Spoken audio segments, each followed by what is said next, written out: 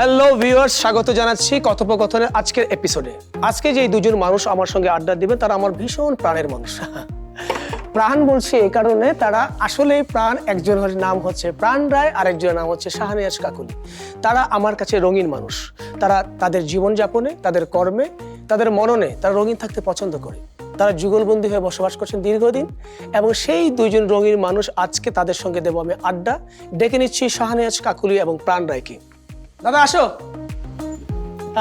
কেমন আছো? অনেকদিন পরে না? ওরে কি আহারে।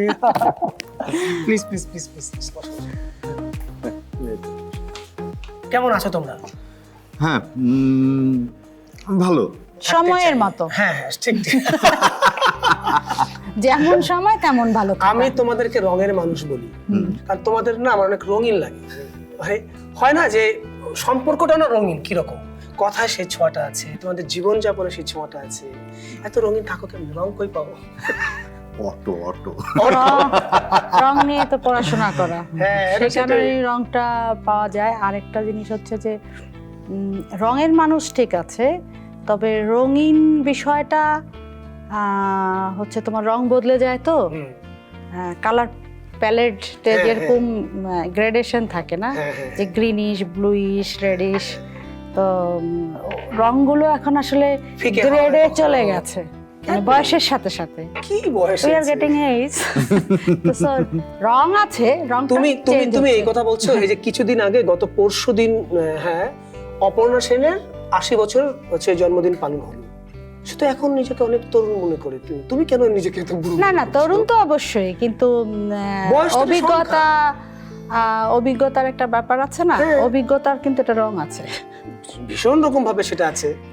তো ওই জিনিসটার চেঞ্জ হচ্ছে। বয়সের যেমন একটা রং আছে, সময়ের রং আছে, এখন হচ্ছে অভিজ্ঞতারও একটা রং আছে। হ্যাঁ, কিন্তু সেই রংটা উজ্জ্বল থাকুক, এত তাড়াতাড়ি ফিকে হওয়ার না ফিকে নাই। আমি তোমাকে বলছি যে কালার প্যালেটের যেমন গ্রেডেশন, হ্যাঁ ওই গ্রেডেশনে আগাচ্ছে ওরকম। রং কিন্তু মানুষের বদলায়। তুমি ছোটবেলায় যে রংটা পছন্দ করতে, ঠিক বড়বেলায় কিন্তু থাকে না। যেমন আরেকটা শেড তৈরি হয়। হ্যাঁ, যেমন ছোটবেলার অনেক খাবার আছে যেটা আমি খেতে পারতাম না, বড়বেলায় বেশ মজা লাগে। মানে ছোটবেলায় তো বেগুন ভাজি খেতে পারতাম না, কিন্তু এখন বড়বেলাতে বেগুন ভাজি একটা খুবই মজাদার খাবার, এরকম একটা ব্যাপার না? তো ছোটবেলায় ডিমের কুসুমটা তো খুব প্রিয় ছিল, এখন বড়বেলায় তো কুসুমটা ভালো লাগে। সেইটাই চেঞ্জটা হচ্ছে। তোমারও কি সেম মতামত নাকি? না না, আমার মতামত হচ্ছে আসলে আমরা তো যুগের সাথে সাথে বদলাচ্ছি ঠিকই, আবার চলছিও, কিন্তু আমাদের নিজস্ব একটা স্বকীয়তা আছে যেটা হয়তো অন্যদের থেকে আলাদা, এবং আমরা দুজনের মতো করে থাকতেই বেশি পছন্দ করি, যে কারণে হয়তো উপর থেকে খুব রঙিন মনে হয়। মানে আমাদের লাইফ স্টাইল, আমাদের ঘর, আমাদের বাড়ি, আমাদের চলা, আমাদের চিন্তা চেতনা সবকিছু আমাদের মতো করে, মানে কারো মতো করে হওয়ার চেষ্টা করিনি কখনো, যে কারণে হয়তো একটু আলাদা মনে হয়, একটু রঙিন মনে হয়। কি দারুণ করে বললো না? মানে চরিত্রের একটা রং আছে। হ্যাঁ, না এটা খুবই দরকার। যে হয় না যে যুগল হওয়ার আগে একটা প্রাক শর্ত বা পরবর্তী হচ্ছে সমঝোতা ভীষণ প্রয়োজন। তোমরা দুজনকে রেসপেক্ট করে যেভাবে জীবনযাপনটা করছো, বলছো তোমরা উনি আলাদা ওনার মতো করে চলছে, তুমি তোমার মতো করে চলছো, কিন্তু কোথায় যেন একটা সুতো আছে, যে সুতোটাকে আমরা রেসপেক্ট করছি, কাজের জায়গা থেকে হোক বা একে অপরের জন্য সহযোগী হয়ে কাজ করছি। এটাও কিন্তু কম না, মানে এটা কিন্তু সকলের মধ্যে কেমিস্ট্রি তৈরি হয়। এটা খুবই ভালো আমাদের দুজনের। যেমন ওর কাছে কালারটা হচ্ছে, কালারের ব্যবহার সর্বত্র থাকতে হয়। যেমন রান্নার ক্ষেত্রেও ওর নির্বাচন হচ্ছে কালারটা কেমন হলো, তারপরে স্বাদের ব্যাপার। আগে দেখতে হবে কালারটা। সবজি রাঁধতে গেলেও মনে হয় যে এইটার মধ্যে আরেকটু ইয়েলো কিছু দরকার, বা একটু গ্রিনিশ দরকার, বা দেখতে জানি একটু কালারফুল হয়, মানে গ্রিন থাকতে হবে, গ্রিন ফুডগুলো, এবং খাবারের টেস্টটাও ঠিক থাকে। আমি যখন আর্ট ডিরেকশন দিতাম তখন আমি একটা কথা বলতাম যে আর্ট ডিরেকশনটা হচ্ছে খাবারের রং, আর রংটা যদি ভালো হয় তাহলে খাবারটাও ভালো হয়। মানে আর্ট ডিরেকশনটা যদি ভালো হয় তাহলে প্রোডাকশনটাও ভালো হবে। তো খাবারের রংটা আসলে আমার যদি প্রপার বয়েলটা ঠিক থাকে তাহলে তো ওটা টেস্ট থাকবে না। অতি মাত্রায় হয়ে গেল বা বেশি কাঁচা থেকে গেল ভালো তাহলে তো হবে করতে না। তাহলে হয় তো না। কালারটা আবার ঠিক থাকতে হ্যাঁ। হবে। না আমার না মানে একটা সবজি রান্না করা হলো কিন্তু ওইখানে কালার গুলো মানে বেশি সিদ্ধ হয়ে গেল, মানে ক্যাপসিকামের কালারটা মনে হচ্ছে একটু থেতো হয়ে গেল, ফিকে হয়ে গেল, বা খাইতে ইচ্ছে করছে কিন্তু অনেক মজা লাভ নেই। সেটাই।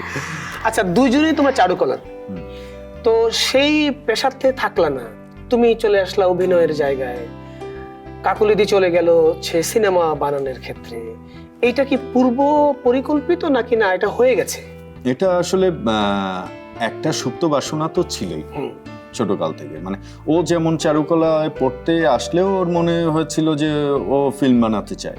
আমি যেমন চারুকলাতে ভর্তি হওয়ার আগে থেকেই থিয়েটারে কাজ করি, মানে অভিনয়টা আমার মধ্যে ছিল। আর ফিল্ম মেকার হওয়ার চিন্তাটা ছিল না, কিন্তু চারুকলায় আসার আগে থেকে আর্ট ফিল্ম গুলো পছন্দ। মানে এত ছোটবেলায় ওই সময়ে এগুলো তো কেউ পছন্দ করতো না। স্মিতা পাতিল বা নাসিরুদ্দিন শাহর ছবিগুলো তখন আমি দেখতাম, দূরদর্শন টেলিভিশন ছিল মনে আছে? মনে আছে। তো রবিবারে হঠাৎ করে এরকম ছবি, তো আমার ওই ধরনের ছবিগুলো দেখতে ভালো লাগতো। তো তারপরে আমাদের গৌতম ঘোষের নাম আমরা জানতাম তখন থেকে, পদ্মা নদীর মাঝি, তখন তো স্কুলে আমরা। তো এই ছবিগুলো বেশ টানতো, এরকম না যে কমার্শিয়াল ছবির প্রতি ভীষণ ভালো লাগা বা এরকম। পরে যখন এসে ঢাকায় চারুকলায় ভর্তি হওয়া, থিয়েটার বা গুণী লোকদের তো শাহবাগেই ছিল একটা সময়ের, পুরোটা হাত ছিল এখানে। এখনকার শাহবাগ আর তখনকার না না অনেক পার্থক্য। কি হয়ে গেল। তো এই টাইপের দেখতাম। তারপরে তো নাটক দেখতে যেতাম যখন শিল্পকলায়, তো সব গুণী মানুষদেরকে দেখে আসলে ওই আর্ট ফিল্মের ভূতের গল্পটা আবার আলাদা, আশিস খন্দকারকে লাগবে। আচ্ছা আচ্ছা সরি, তোমার কথার মধ্যে ইন্টারাপ্ট করছি। মানে তুমি চারুকলা যখন পড়তে গেলে তার আগে থেকে কি তুমি তাহলে থিয়েটারে যুক্ত ছিলে? তো সেই ক্ষেত্রে তুমি অভিনেতা মানে হয়ে উঠলে কি পড়তে পড়তেই মনে হলো যে আচ্ছা অভিনয়টা করি, কিন্তু অভিনয়টা কখনো পেশা হবে এটা ভাবিনি। আচ্ছা, এক সময় দেখলাম যে আচ্ছা এটা দিয়ে পেশা এস্টাবলিশড হচ্ছে, হোক। কিন্তু একটা জিনিস যে আজকে যে আমি কাজ করি তার মধ্যে অন্যদের থেকে একটু আলাদা, ও কাজ করে অন্যদের থেকে একটু আলাদা, এই আলাদা হওয়াটা না চারুকলা না হলে হতো না। একটু আলাদা ভাবনা, একটু আলাদা চিন্তা, এগুলি কিন্তু চারুকলার কারণেই, এবং রং নিয়ে যে ভাবি সেটা কিন্তু আমাদের ক্যারেক্টারেও প্রভাব পড়ে। চারুকলার জন্য লাইফস্টাইলটাই আলাদা। মানে বলবো যে চারুকলায় পড়ার জন্য ঝগড়াটাও ভালো হয়। ওটাও একটা রঙিন ঝগড়া। আচ্ছা, তোমরা দুইজনে চারুকলায় সংযুক্ত হলে কিভাবে? আমরা ক্লাসমেট, একই ক্লাসে একই ডিপার্টমেন্টে, আমার টেবিলের সামনে বসে থাকতো। তুমি সামনে বসতে নাকি দাদা সামনে? না, আমাদের মুখোমুখি টেবিল ছিল। ও আমার সামনে, আমি ওর সামনে, দুজনের সামনে বসে। তারপরে তখন থেকে চোখাচোখি এইরকম জানালা ছিল তো, তো এই আমাদের তো টানা জানালা, তো ওই পাশে একজন বসে, এদিকে একজন বসে, তো জানালার লাইটের জন্য ও খুব চালাক, গিয়ে আগে লেফট সাইডের লাইটটা নিয়ে নিয়েছে। আমার হয়তো ডান সাইডের লাইটটা পড়ায়, তুলিটা যখন আমি ধরতাম তখন আমার শ্যাডোটা তোমার ওখানে, গিয়ে আগে লেফটের ইয়েটা নিয়ে নিয়েছে। তুমি কি ইচ্ছা করে করতে নাকি? না, তুমি কি প্রথম দেখার পরে কি ইমপ্রেস হইলা যে না ওকে? না, আমরা ফ্রেন্ড ছিলাম, চা খেতাম অনেক, খুবই ক্লোজ ফ্রেন্ড ছিলাম। এবং মানে আমরা 4 বান্ধবী আর আমি, আমাদের 5 জনের একটা গ্রুপ ছিল। আমরা একমাত্র ছেলে, এমনও হতো যে আমরা 5 জন একসাথে রিকশায় 5 জনের রিকশা কিভাবে? আমরা মানে 4 বান্ধবী বসলাম, আর রিকশাওয়ালা চাচা উনি ওনার সিটটা ছেড়ে দিয়ে বলছে আপনি এখানে বসেন, আমি বলবো না। না, অদ্ভুত সব। এত লোক তো ছিল না, তখন তো মানে পাতলা ছিল শহরটা, মানে কিছুই না। হয়তো আমরা শিল্পকলায় যাচ্ছি বা এলিফ্যান্ট রোডে যাচ্ছি, তো রিকশায় ওরকম করে চলে যাওয়া যায়। এইটা দারুণ, 5 জনে মিলে এক রিকশায় যাচ্ছি। আমাদের হাসি খুশি দেখে না অন্যান্য মানুষরাও তখন ওনারাও এনজয় করতো। মানে হাসি মুখ আসলে পৃথিবীতে সবাই জয় করে, পছন্দ করে। মানে ওদের 4 জনের হাসির ব্রেক ছিলাম আমি। মানে কখন থামাতে হবে এক্সট্রিম হয়ে গেলে ওইটা খুবই নৃশংস ভাবে সে থামাতো। কিরকম বলো তো একটু? মানে আমাদের হাসি দেখে ও পালায় চলে যেত লজ্জায়। আর ম্যাক্সিমাম তো গ্যালারিতেই হতো, এক্সিবিশনটা যেহেতু আমাদের কন্টিনিউ দেখতে হতো, ওটা তো আমাদের যেহেতু পার্ট অফ এডুকেশন, তো দেখলাম যে আমরা হ হ হ করে হাসতেছি, আর ও লজ্জায় আমাদের চারজনকে চিনে না। মানে গ্যালারি তো একটা সাইলেন্ট জোন না, সবাই দেখছে পেইন্টিং, তার এর মধ্যে হাসি, 5-4টা নারী হা হা করে হা হা করে হাসছে। এখন আমরা কেন আমি ওদের সাথে আছি এটা দেখলে তো মানুষই আমাকে, ওদের তো কিছু বলবে না, আমাকে ডেকে নিয়ে বলবে এই আসতেছে। কি ব্যাপার, তুমি আসতেছো কেন? বলো না, তুমি আসতেছো কেন? ওদের পাশ থেকে এমন ভাবে চলে যেতাম আমি ওদের চিনি। তখন তোমাদের কি অবস্থা হইতো? আবার হাসতাম, এটা দেখেও হাসতাম, মানে আমাদের হাসি কোনোভাবেই থামানো যেত না। এবং আমরা এখনো 4 বান্ধবী যোগাযোগ আছে সবার সঙ্গে? হ্যাঁ আছে সবার সাথে। তা আমরা ওই এক জায়গায় হলে হয়তো বলি যে আমরা কেন হাসতাম রে, আমরা বলতে জানি না, মানে কেউ জানি না আমরা কেন হাসতাম, না কিসের জন্য হাসতাম। দারুণ, মানে প্রাণ চাঞ্চল্য হয় না যে চোখের ভাষায় হাসতাম। কিন্তু আর এটা না শুধু বন্ধুত্ব না, চারুকলার একটা রিলেশনশিপটাই এরকম ছিল। বাহ, কিন্তু মানে এখন senior আসলে এই 5 জন একসাথে মেলা হয় না বহুদিন, কারণ হ্যাঁ, এক একজন এক এক জায়গায়, জায়গায়। কেউ আমেরিকায়, কেউ ঢাকাতে চাকরি করছে, কেউ আমরা আমাদের এইদিকে, সবকিছু মিলিয়ে আসলে একসাথে হওয়াটাও টাফ। ফোন আলাপে এখন যত ওই 1 বছর 2 বছর পরে পরে হয়তো একবার মিট হওয়া হয়। ইস, হয়। এই বন্ধুটা কি এরকম। দারুণ না? হ্যাঁ। আচ্ছা শোনো, কথা তো বাড়ছেই, তোমরা কি খাবা, চা কফি? রুটি খাই। দুজনেই? ওকে, দাঁড়াও, জলটা গরম দিয়ে দিই। এই তোমার এখানে কি চা খেলে আবার টাকা দিতে হয় না? এটা একটা কথা বললা দাদা। না মানে আবার এই খাতা, নথিপত্র- ও, এই ফেরত খাতার একটা মজা আছে। মজা হচ্ছে কি, আমার বাবা উনি ওই অনেক আগে থেকে, মানে আমি পেয়েছি ধরো 1985 এর পরে, উনি সমস্ত কিছু হিসেবে টালি খাতায় লিখে রাখতো।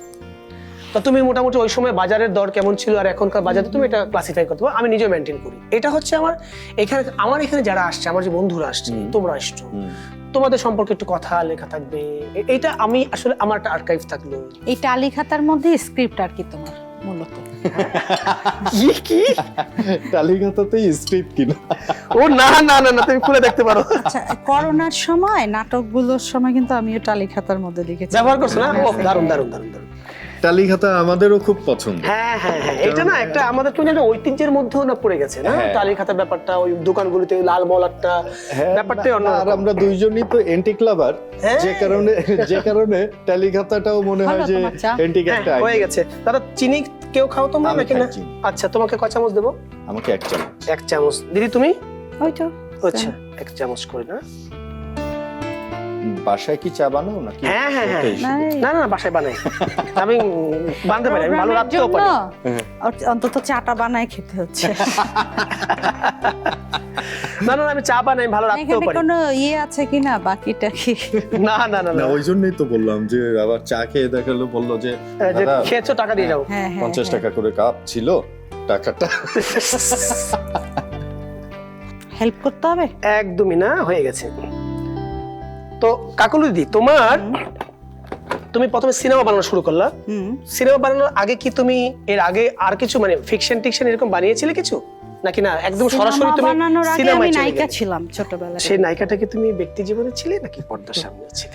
সব মেয়েরাই তো ধরো নায়িকা থাকে, হাজবেন্ড থাকে একটা নায়ক, তাই না? ও ওই আচ্ছা, যে ও আমার আচ্ছা কাছে আচ্ছা আচ্ছা আচ্ছা, হ্যাঁ হ্যাঁ হ্যাঁ, সেটা ঠিক, সেটা ঠিক। না ও ফিল্মের আগে তো অনেক নাটক বানিয়েছে, টেলিফিল্ম বানিয়েছে। না, তারপরে আমি অভিনয় করতাম তো হুম, স্কুল লাইফ থেকেই তো কম্পিটিশন করতাম, বুঝছো না? আচ্ছা, শিশু একাডেমি। আচ্ছা। আমাদের সময় তো আসলে চাইল্ড অ্যাক্টিভিটিসটা খুবই ভালো ছিল, খুব স্কুল ভালো ছিল, থেকে। আল্লাহ কি ভালো ছিল তখন সেই রকম, মানে এখন তো- খেলাধুলা, হ্যাঁ, হ্যাঁ, নাটক, তারপরে হচ্ছে তোমার হাতের কাজ, হাতের কাজ। ছবি আঁকাটা কম ছিল হ্যাঁ, তখন, ওই সময় রং পেন্সিল হ্যাঁ। মনে আছে খুবই রেয়ার একটা ওরে ব্যাপার। বাবা, যার কাছে থাকতো ওর কাছে ধার নিয়ে টেনে এনে যে হ্যাঁ। এটা দাও ওটা দাও, আর এরকম একটা একদম ব্যাপার ছিল। ছোটবেলায় তো ওই যে একদিকে নীল রং আর একদিকে লাল রং, লাল রং, একটা হ্যাঁ। পেন্সিল ছিল দুই না? রকমের দুই জায়গা থেকে। নীল রঙের শাপলা ফুল আঁকতাম। ওরে দারুণ দারুণ দারুণ। তো সে তুমি তো তারপরে মানে স্ক্রিন থেকে কেন তুমি অফ স্ক্রিনে চলে গেলে? তো তোমাকে আমরা এই যে না না, অভিনেত্রী হিসেবে আর স্ক্রিনে পাইলাম না, না। এটা আমি বলছি দুষ্টুমি করলাম তোমার সাথে। আবার পড়ালেখার আগে কি হলো, ইন্টার পর্যন্ত তো আমি রংপুরে ছিলাম, তারপর তো আচ্ছা। চারুকলায় চলে আসলাম না। হ্যাঁ, তো চারুকলা থেকে তো শুরু হয়ে গেল, ধরো প্রথমে তো সিরিয়াস ছাত্রী ছিলাম, চিত্রশিল্পীই হব হ্যাঁ, এটাই ব্রত আর কি জীবনে। একদম, এটা মানে জন্মের পর থেকেই। তারপরে যে কিভাবে ডাইভার্ট হলো, মানে এই গল্পগুলো আসলে এখন আর ভাবি না, পূরণ হয়ে গেছে। না না, তুমি কিন্তু খুব হতাশার কথা বলো। তুমি তুমি এত একটু চার্মিং মানুষ, তুমি এরকম হতাশার কথা বললে হয়? শোনো, দাদা। এখন হচ্ছে কি, দেখো তো চিনি ঠিক আছে কিনা? চারিদিকে এত কথা, হ্যাঁ। এত কথা, কথা কিন্তু বলার চেয়ে শুনতে ভালো লাগে। দিদি দেখো তো চিনি ঠিক আছে কিনা? ঠিক আছে? বেশি পচা বানাইছি? না, আরে না, আমি তো অনেক আনারই ভাবছিলাম, কিন্তু চা দেখে মনে হয়, চা খেয়ে মনে হচ্ছে। আচ্ছা, সিনেমার প্রসঙ্গে আসি। তুমি উত্তরের সুর বানালে, ওই ছবিতে তুমি একদম রাষ্ট্রীয় সর্বোচ্চ পুরস্কারটাও নিয়ে নিলে। ওইখানে কি প্রাণদাযুক্ত ছিল? দুনিয়া থেকে যত বড় আর ডিরেক্টর আসুক, প্রাণ না থাকলে হবে না। ও মানে প্রাণের সাথে থাকে না, মানে দাম্পত্যের জায়গা থেকে বলতেছি যে থেকে যেতেই হবে, থেকে যেতে হবেই। মানে তখন হিসাবের মধ্যে আসবে যে ওর সাথে তো আমি যদি প্রোডাকশন বানাই, তাহলে তো ওর সাথে আমার মেন্টাল ডিসকাশন গুলো করতে হবে, সেটা অন্য কারোর সাথে আমার মিলবে না। কালার, রং, টেস্ট, কারণ 25-30 বছর ধরে দুজনকে চিনি। মানে কমফোর্ট জোনটা তো তৈরি করা আছে আসলে। হ্যাঁ, মানে ল্যাঙ্গুয়েজটা তো ধরো ফোনে আমি কি জিনিস চাচ্ছি, কোন শেপের চাচ্ছি, কোন কালারের, কোন সাইজ, একটা ওইটা আমি এখন ও বলে দিতে পারবো যে আমার অমুক একটা জিনিস দরকার। তো সেটা ওই টেস্টটা ওর সাথেই তো আমার একদম সিঙ্ক করা, মানে ইশারার ব্যাপারটা। ও যা বলতে চায় তার ইশারাটা বুঝছো। আমি যদি এখন বলি এই কালারটা লাগবে, এখন ইয়েলো আকার, এখন একজন ব্যবসায়ী ভদ্রলোকের সাথে আমার প্রেম হলো, ওই ব্যাটারে আমার ইয়েলো আকার রং বোঝাতে গেলে আমার বাকি জীবন আবার চারুকলায় বসে পড়ালেখা শুরু করে আবার হাঁটা শুরু করতে হবে। না, আর কি স্ক্রিপ্টটা যখন থেকে তৈরি হয় তখন থেকেই তো কাছাকাছি থাকা হয়, ইনভলভমেন্টটা আছে। ও না বললেও বুঝে যায় যে কি লাগতে পারে বা কি লাগবে। ওই শেয়ারিংটা হয় কি যে আমাদের শুধু শুটিং টাইমে না, আমাদের 24 আওয়ার্স একটা প্রোডাকশনের আগে চলতে থাকে প্ল্যানিংটা। শুয়ে আচ্ছা ওই সিনটাতে তাহলে এরকম করি, কস্টিউমটা আসলে কি চাচ্ছ, কেমন কালার বা ল্যান্ডস্কেপটা আমরা দেখে ফেলতে পারি দুজনে একসাথে। ভিজুয়ালাইজেশনের ক্ষেত্রে যেটা হচ্ছে, আমি তো কি হয়, আমরা তো স্ক্রিপ্টের আগে একটু বর্ণনা লিখতে হয় না, ক্যারেক্টারটা বায়োগ্রাফিটা আমরা লিখে ফেলি আগে থেকে। হ্যাঁ, ও নুরুল আলী, উনি নদীর পাড় দিয়ে হাঁটছেন, শীতের সকাল, ভোর, কুয়াশা পড়ছে, কিছু একটা তো আমরা তখন বর্ণনাটা দেই। তো ওই বর্ণনাটার সময় হয় কি, ও যে নদীটা দেখে আমিও সেই নদীটা দেখি। তো একই সাথে দেখা, আমি হয়তো এডিটিং এর বা কালার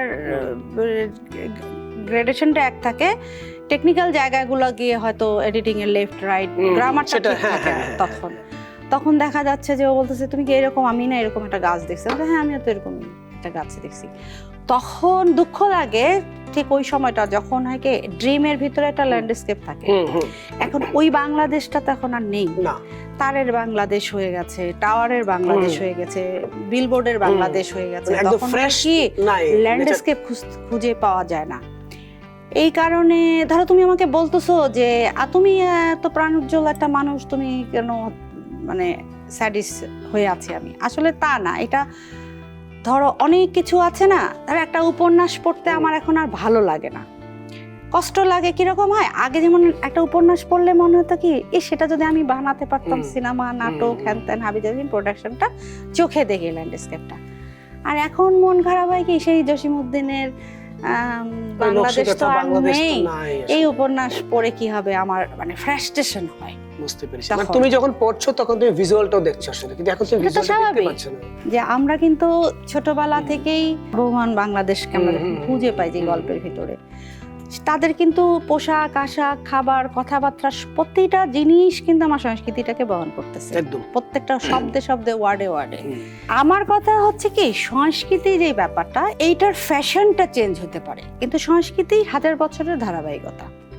যে শিল্পটা আমি চর্চা করব, আমার দেশ, আমার জাতি শিল্প চর্চা যখন করবে, ওই চর্চাটাই করবে। আমি ক্রিয়েশনের নামে, নতুনত্বের নামে আমি আবল তাবল বাজাচ্ছি, মানে একটা নতুন তাল দেওয়ার চেষ্টা করছি, আসলে এটা হয় না, ওটা বেতাল হয়ে যায়। হ্যাঁ, সংস্কৃতি তো আমার সংস্কৃতি, আমি ওটা ধারণ করবো। আমি এখন চাইনিজ সংস্কৃতি ধারণ করতে পারবো না। আমি এখন ধরো মানে কি হয়, আফ্রিকান সংস্কৃতি আমার তুমি বসো না, ঠিক আছে, না ঠিক আছে। তো সেই ধারাবাহিকতাটা মানে খারাপ লাগে। ধর নাটক এখন আমরা বানাই না, কম করি। আগে যে নাটকের সময় কি একটা প্রতিযোগিতা ছিল ডিরেক্টরের, কিরকম প্রতিযোগিতা ছিল? সাপোজ ধরা একটা ঈদে একজন ভালো নাটক বানিয়েছে, ও এই সাবজেক্টটা নিয়ে করেছে, তখন দেখা যাচ্ছে যে আমরা নিজেরাই আবার আরেকটা ভালো সাবজেক্ট খুঁজছি, যে মানে শিল্পী সুলভ এক ধরনের প্রতিযোগিতা ছিল। এখন কিন্তু ওই প্রতিযোগিতাটা নেই। এখন হচ্ছে আমরা ব্যক্তিগত জীবন, ব্যক্তিগত স্টাইল নিয়ে কসলাকসলি করছি। তো সেই কারণে হচ্ছে মানে শিল্প চর্চার জায়গাটা আর আসলে ওইভাবে মানে আমি মন দিতে পারছি না। বুঝতে পেরেছি। মানে একটা উপন্যাস পড়বো, মানে কি হবে পড়ে, এরকম। তোমার এই ধারাবাহিকতায় মানে আমার একটা জিনিস খুব মনে পড়লো, এখন কেমন একটা ভিউ বাণিজ্য। তুমি যেটা বললে না যে আমরা সংস্কৃতির যে ধারাবাহিকতা ওইটাকে না চেঞ্জ করে নতুন একটা কিছু দাঁড় করলে সেটা আসলে ওইটা হয়ে উঠবে না। কথাটা কিন্তু সত্য, কারণ একটা সংস্কৃতি কিন্তু ঠাস করে কালকেই তৈরি হয় না, এটা ধারাবাহিকতা লাগে। এখন কেন একটা ভালো নাটক কেন দর্শক দেখতে পারে? তার মানে কি নাটকটা ভালো না? তাহলে নাটক আমি ওটা ভালো মন্দের মানদণ্ডটা আমি কিভাবে কোন প্যারামিটারে হিসাব করব? আমি কনফিউজড। আমার কাছে মনে হলো এই প্রোগ্রামটা ভালো হলো, কিন্তু কই এটা তো ভিউ হয়নি, তার মানে এই প্রোগ্রামটা ভালো হয়নি। না, এটা একদমই ওই যে ভিউ দিয়ে বিচার করলে হবে না। আমি বলতেছি কি, সংস্কৃতি চর্চাটা হচ্ছে একদম হাজার বছরের একটা পরম্পরা ধরে আসতে হবে। ধরো আমি যদি আমার বাংলাদেশের বিশেষ দিনগুলো ধরে পয়লা বৈশাখ ধরতে পারি, বা আমাদের স্বাধীনতাকে কেন্দ্র করে আমাদের যেই ডেটগুলো আছে, ভিক্টোরি ডে বা ইন্ডিপেন্ডেন্ট ডে, এই দিনগুলো বিশেষ দিন, রবীন্দ্র জয়ন্তী আছে, নজরুল জয়ন্তী আছে, বা আমাদের লালন আছে, আমাদের পল্লী গান আছে, ভাওয়াইয়া আছে, এরকম করে আমাদের যেই জিনিসগুলো আছে সেই জিনিসগুলোকে যদি আমি সংস্কৃতিটা আমি যদি চর্চা করি, আমার ভাওয়াটা আমার থাকতেই হবে, আমার পল্লী, আমার জসীমউদ্দিন, আমার অমুক, আমার এগুলো থাকতেই হবে। যদি আমাদের সবার মাথায় এটা থাকে, সেইটাকে ধরো আর্টিস্ট বদলে যেতে পারে অভিনয়ের জন্য, সিনেমা হতে পারে, নাটক হতে পারে, শিল্পকলায় গান বাজতে পারে, কিন্তু জসীমউদ্দিন তো বদলাবে না। তুমি মেহেদীর ছোটবেলায় 16 বছর বয়সে এক ধরনের শার্টের ডিজাইন পরেছিলে, এখন 2025 সালে এসে ওই ডিজাইনটা চেঞ্জ হয়ে গেছে, তুমি মেহেদী তো ঠিকই আছে। ফ্যাশনটা বদলাইতে পারি আমরা। হ্যাঁ ঠিক আছে, আমার জসীমউদ্দিন থাকতে পারে, জসীমউদ্দিন আমার থাকবে, আমার লালন থাকবে, ফ্যাশনটা বদলে মানে প্ল্যাটফর্ম ঠিক থাকবে, আমার হয়তো মানে আমার স্কাল্পচার চেঞ্জ হতে পারে, আমার ডিজাইন চেঞ্জ হতে পারে, কিন্তু আমার মাটি তো আর ওই জায়গায় পাল্টাই দিতে পারবে না। তা আমাদের ক্রিয়েটিভিটি করতে যে কি করতেছে আসলে না আমি ক্লিয়ার। আমরা আদৌ কি জেনে বুঝে করছি কিনা আমি ক্লিয়ার না। হয় না যে আমরা জোয়ারে বিশ্বাস করি, ঠিক আছে, কিন্তু এটা সুস্থ জোয়ার, সুস্থ ধারা। তাতে করে হবে কি, বংশ পরম্পরায় হোক বা জেনারেশন পরম্পরায় হোক, জিনিসটাকে ক্যারি করা যায় যে আমি তো আমার পেছনের মানুষগুলোকে ভুলে যে নতুন কিছু তৈরি করে ফেলবো, আমি তো ওরকম কিছু না, হয় না? আমার কাছে মনে হয় কি যে আমরা সবকিছুই তো সহজ করে পেতে চাই। মানে সবকিছু কি পরিবর্তনশীল? সম্পর্ক পরিবর্তনশীল না, কোনো কিছুই পরিবর্তনশীল। তাহলে আমরা কেন এটার পিছনে হাপিত্তিস করছি? না, আমরা মানে পরিবর্তনশীল না, কিন্তু এক ধরনের চেঞ্জ তো আসেই। সেটা তো আমরা মেনে নিচ্ছি। চেঞ্জটা আসছে হচ্ছে আমরা খুব সহজে, খুব অল্পতে পেতে চাই। ভিউজের কাছে এই ভালো কাজগুলি হেরে যাচ্ছে, এটা স্বাভাবিক। কারণ হচ্ছে এই ভিউজটা কিসের উপর ডিপেন্ড করে, কতজন দেখছে, এবং সেই দেখাটা কি হয় মোবাইলে, নয় ল্যাপটপে, নয় কম্পিউটারে। এর বাইরে কি দেখার কোনো যন্ত্র নেই? আছে, এবং আরো মানুষ দেখছে, তাদের ভিউজটা কাউন্ট হচ্ছে না। যে কারণে হয় কি যে আমাদের রিসার্চটা এত কম যে আসলে কি দেখতে চাচ্ছে মানে ওভারঅল জনগণ, সেটা আমরা ভাবছি না। আমরা যেটা মোবাইলে আমার হিসাব আসছে, আমি এই হিসাবটাকেই পারফেক্ট হিসাব মনে করছি। আমি যে কন্টেন্টগুলিতে প্রচুর ভিউজ হচ্ছে, ওই কন্টেন্ট তো একটা 60 এজের মানুষ কিন্তু দেখছেন না, কিন্তু আমি ওই 60 এজের মানুষটার কন্টেন্ট কিন্তু ভাবছি না, বা তার দেখার কি দিতে পারে। তাহলে সে কি আমার অডিয়েন্স না? নিশ্চয়ই, অবশ্যই। তাকে তো আমি অবমূল্যায়ন করতে পারি না। এখন আমি আমার টিভির ভিউজ কিভাবে মাপছি? মাপার কোনো যন্ত্র নেই। আমার কন্টেন্টটা করতে পারছি না বলে 60 এইজের ব্যক্তিটা অন্য দেশের কন্টেন্ট দেখছে, বা 6 বছরের বাচ্চাটা অন্য দেশের কন্টেন্ট দেখছে, তখনই কিন্তু আমার কালচারটা কিন্তু হয়ে যাচ্ছে, হারিয়ে যাচ্ছে। যেমন এই দাদা বলছিল যে 60 এজের এদেরকে নিয়ে আমরা আসলে কি ভাবছি, আবার তুমি বললে 6 বছর, এই দুইটা এজ আমরা কি আদৌ গুরুত্ব দিয়ে দেখছি? আমার কি মনে হয় না। না, একদমই না, একদমই দেখছি না। ইভেন আমরা মানে টিনদের জন্য কন্টেন্ট বানাতে চাচ্ছি সবাই মিলে, কিন্তু আসলে কি টিনদের যে কন্টেন্ট চায় আমাদের দেশের টিন, সেই কন্টেন্ট কি আদৌ হচ্ছে না? আমার বিশ্বাস হচ্ছে না। কারণ যা হচ্ছে সেটা ফালতু কন্টেন্ট হচ্ছে, সেটা মাছবাজারের মাচালাই দেখছে, আমাদের টিন দেখছে না। আমাদের টিনরা দেখছে বাইরের প্রোডাকশন, আমরা তাদের কন্টেন্ট ভেবে যা বানাচ্ছি সেটাও তাদের উপযোগী হচ্ছে না। এই যে কন্টেন্ট যে দুটো এজের মধ্যে তৈরি হচ্ছে না, তাহলে আসলে কি হচ্ছে? তাহলে আমরা কাদেরকে আসলে বলবো যে আমাদের দর্শক? আমাদের দর্শক তাদেরকেই বলবো যাদের হাতে মোবাইল আছে এবং সারাক্ষণ কাজবাজ বাদ দিয়ে যারা মোবাইল টিপে, তারা আমাদের দর্শক। এখন তাদের কন্টেন্ট ছাড়া তুমি ভালো কন্টেন্টে ভিউজ পাচ্ছ না, মানে ওইটাকে আমরা ধরে নিচ্ছি যে ওই কন্টেন্টটা ভালো না।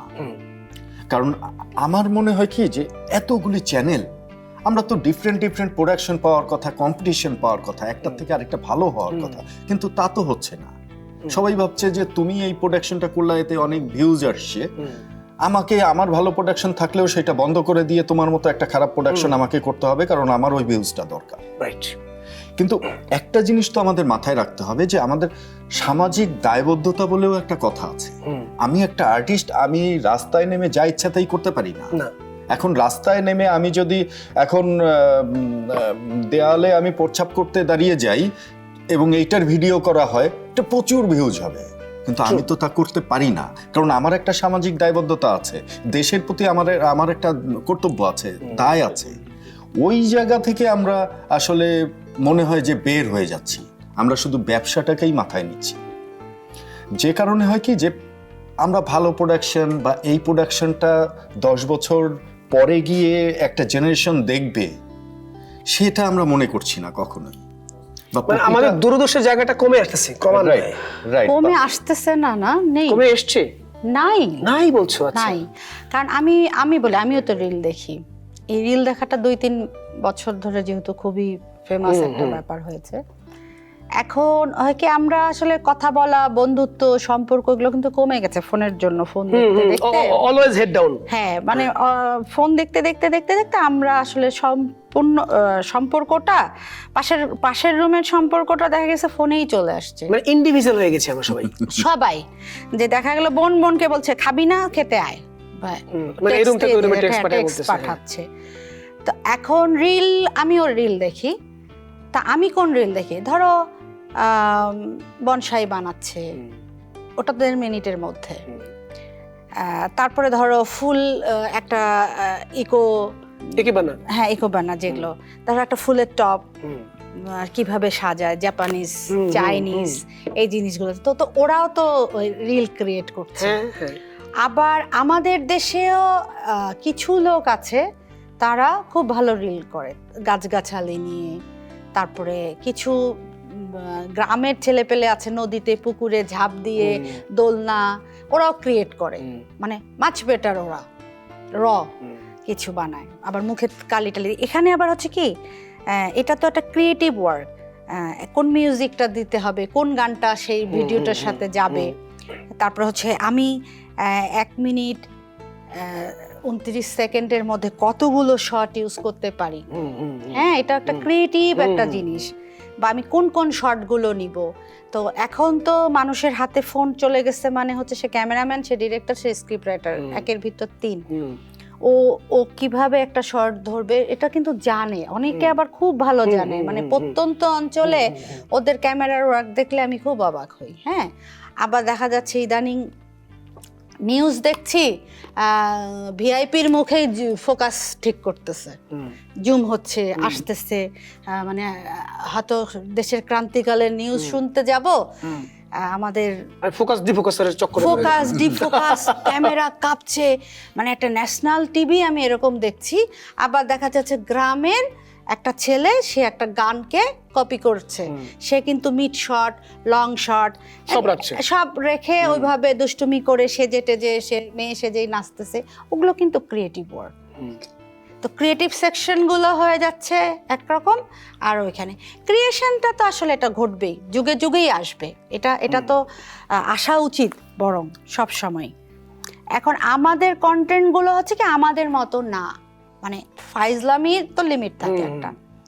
ওই যে 60 বছরের ভদ্রলোক কি দেখবেন বা 6 বছরের শিশু কি দেখবেন, যখন আমার দেশের জিনিস পায় না তখন হচ্ছে সে চলে যাবে, সে হয়তো ক্রিসমাস ট্রি কিভাবে সাজায় ওই বাচ্চাটা, ওই এত সুন্দর পিং পং পুং এরকম একটা মিউজিক দিয়েছে, ওকে ওটা অ্যাট্রাক্ট করছে, ছোট্ট বাচ্চাটা ওইটাই দেখতেছে, এখনও চিন্তা করতেছে যে স্টার বা ঝাউগা আছে এই জিনিসগুলোই লাগবে।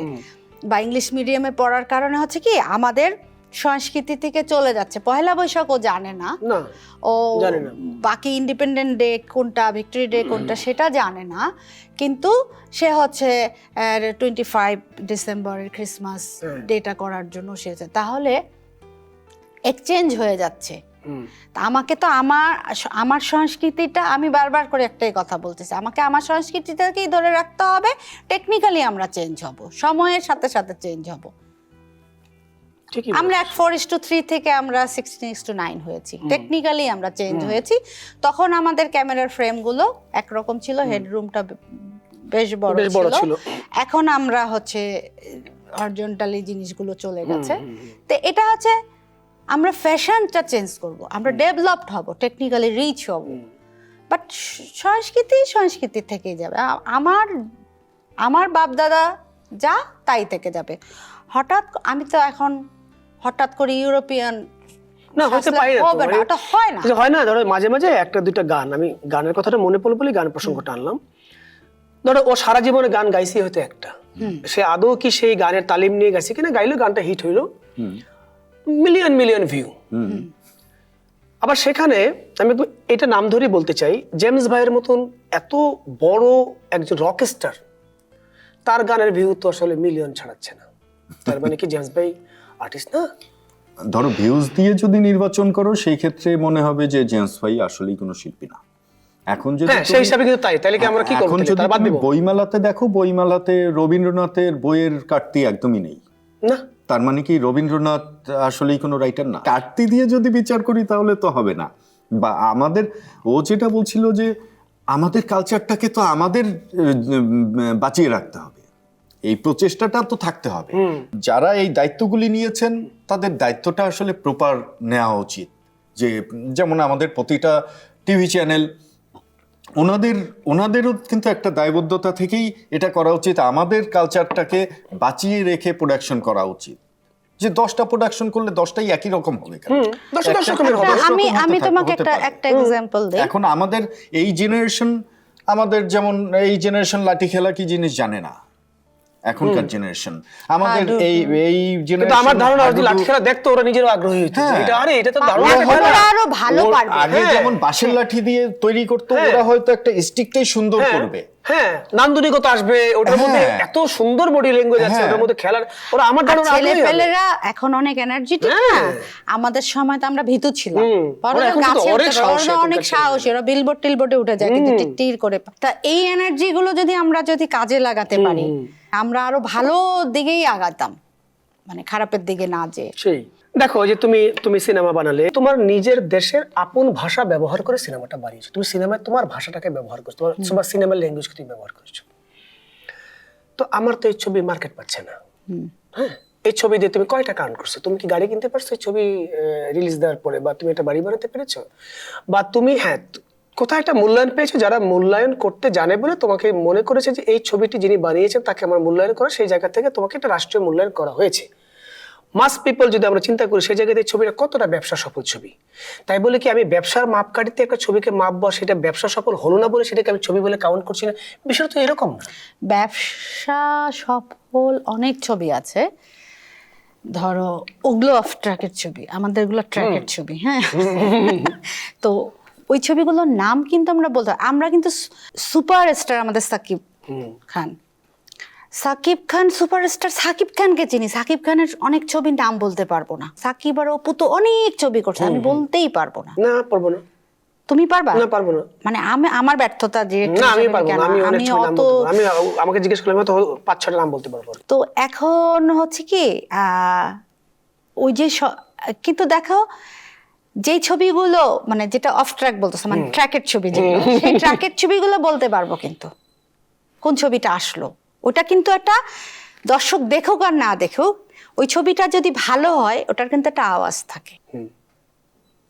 এখন ধরো তুমি ওই হুমায়ুন ফরিদির সময় দহন একদমই কমার্শিয়াল ধারার বাহিরে গিয়ে একটা ছবি, ওই ছবি তখন 6-7 পড়ি আমি আর আমার ভাই মিলে দেখতে গেলাম, হ্যাঁ, গিয়ে ওই ছবি দেখলাম, বুঝি না হলের মধ্যে, তারপরে বের হয়ে দুইজনই ছোট মানুষ, আবার বলতেছি ছবিটা অন্যরকম না, কেমন মানে ওই যে নাচ নাই গান নাই কি নাই, কিন্তু একটুটা আমরা দুই ভাই বোন বসে দেখলাম ছবিটা, অথচ কিন্তু আমাদেরকে টেনেছিল ওই সময়টা। ছবিটার একটা সম্মোহনী শক্তি আছে এই ধরনের নিজস্ব গল্পগুলোর। তা আমরা এরকম ধরো ওই যে 100 ফিল্ম আছে, কিন্তু একটা লিস্ট আছে না যে বাংলাদেশের কালজয়ী সিনেমার, হ্যাঁ, মুখোশ থেকে সূর্য দিগল বাড়ি, সে পুরোনো ছবি বলো, জীবন থেকে নেয়া, সিটকিনি, উত্তরের সুর, তারপরে হচ্ছে মৃত্তিকা মায়া বা যেটাই হোক না কেন, হ্যাঁ, এই এই এই ছবিগুলো কিন্তু নাম কিন্তু বলতে পারে মানুষ। তুমি ধরো আজকে কাজী নজরুল ইসলামের হাতে লেখা একটা পেজ পেলা, এই পেজটা মিউজিয়ামে থাকবে, এই পেজটা তুমি রাস্তায় ছুঁড়ে ফেলে দাও, এটা কারো দরকারই নেই, কিন্তু ওই পেজটাকে সংরক্ষণ করার জন্য প্রতি বছর অনেক টাকা দিয়ে মিউজিয়ামে রাখা হয়। কারণ এই পেজটার ভ্যালু হয়তো তোমার এই 18 কোটি জনগণ ওই পেজটার ভ্যালু বুঝবে না, বুঝবে হয়তো তোমার 1 লাখ জনগণ, কিন্তু ওই ভ্যালুটা এমন ভ্যালু যে ভ্যালুটা 1 ভরি গোল্ডের চেয়েও অনেক বেশি, অনেক অনেক অনেক। তোমার আছে সিনেমার পরবর্তী কার্যক্রম কি? একটা ফিল্ম করেছে, শুট শেষ, এডিটও শেষ, এটা একটু অল্প কিছুর জন্য আসলে ওটা আটকে আছে, ওটা রিলিজ হবে রিসেন্টলি, ফ্রম বাংলাদেশ, সাম্প্রদায়িক সম্প্রীতির উপরে গল্প। বাহ। 71-এর প্রেক্ষাপটে সাম্প্রদায়িক সম্প্রীতি, বাহ, খুব চমৎকার সাবজেক্ট, যে সাবজেক্টটা নিয়ে আসলে এখনো কাজ হয়নি, এবং এখনকার প্রেক্ষাপটে আমার মনে হয় যে খুবই প্রাসঙ্গিক, খুবই প্রাসঙ্গিক, এবং যে কারণে আমরা খুবই ট্রাই করছি যতটা তাড়াতাড়ি সম্ভব ছবিটাকে মুক্ত করে দেওয়ার। বাহ।